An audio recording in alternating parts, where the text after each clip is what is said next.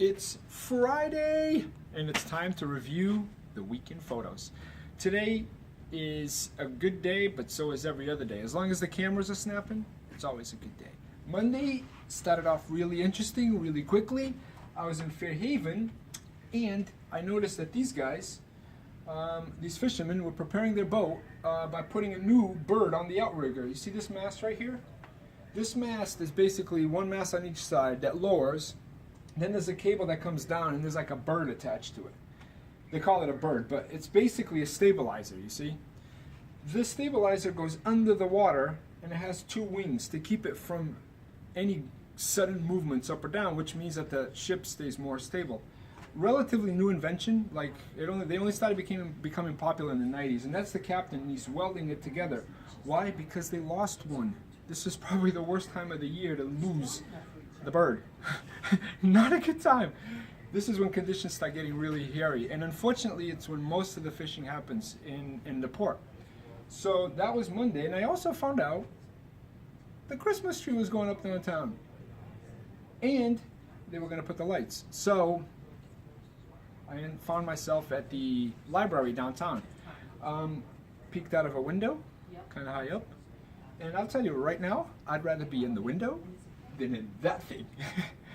But it's really cool to see how much effort the New Bedford DPI puts into decorating all of downtown and getting, you know, the holiday season, everybody on board, and they do a great job. I got to give it to these guys. They work for months on this, really. If you haven't noticed, pay attention to when they first start putting the wreaths over the street lights.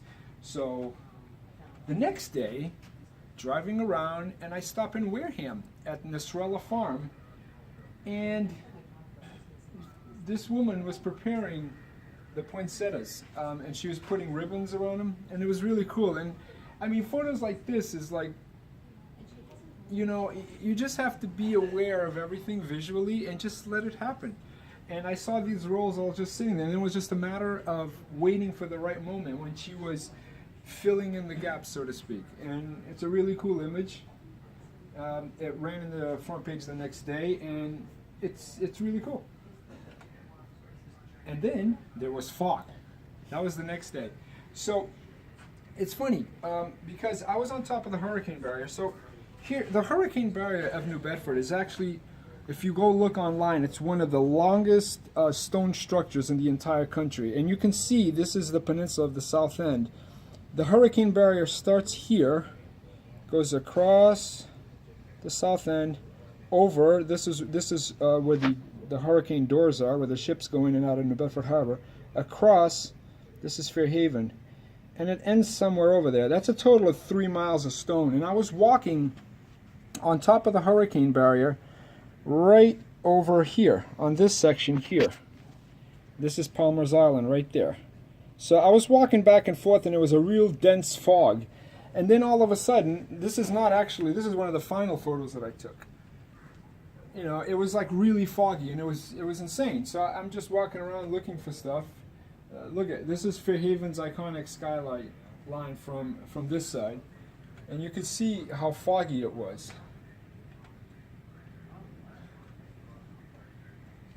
Right? So then I'm like, okay, I'm pretty much done. So I walked the entire way back from this photo was taken around there somewhere, and then I came back all the way back, and I'm almost back to my car, and I happened to turn around, and I saw a rowboat. So I run all the way back over there, and I got the shot that most people saw the next day in the paper, which was what I called Into the Abyss, which is that photo there.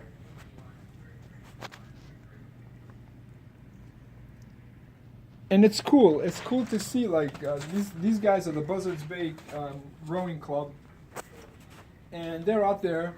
I see them all the time, and it's really cool to see them. But I was really scared for them.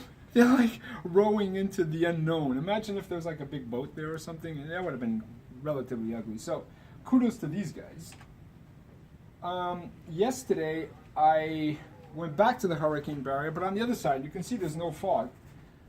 And they're assembling the second phase of the hurricane barrier walk, and that's really been a really cool addition or change to the whole hurricane barrier thing. And it's cool to go out there and just hang out with these guys and see how much work it takes for literally miles of handrail. I know people, you guys are just going to walk there and you're not going to think, whoa, look, this is mile 2.5, right? But it's cool to see how many people are involved in making the project happen. I also went over to Fairhaven and I'm like, wow, look at that ginormous cargo ship. Our fishing boats that we think are kind of big, look, that entire fishing boat could fit inside the front section of that boat with room to spare, right? And that's like one of the photos that you can use as in the sense of scale. It works because of the scale of the objects in the photo. That was also yesterday, and he looks rather like a trapeze artist, like circus performer, except he's putting primer, and that's something that's always happens at this time of year in the entire fishing community. They always fix up their boats in preparation for the ugliness that is winter. So today is a good day, just like any other day. We found out from, thanks to Phil Mello and Laura Orleans from the New Bedford Fishing Center. If you've never been there, it's really cool. And this lobster boat found these beams. They just pulled them up from the bottom of the ocean. They have no idea what it was. So the New Bedford Fishing Center, Heritage Center, called up some archaeologists, and they came down to try to identify what it is that they were looking at. And then after that, just a few minutes ago, I happened to be walking back, and I walked by RPGOs, and these kids from St. James St. John are painting like Peanuts characters for the Deck the Windows program that a lot of the businesses have adopted. So that is a week in photos. I hope you enjoyed it, and next week we'll try to do even better.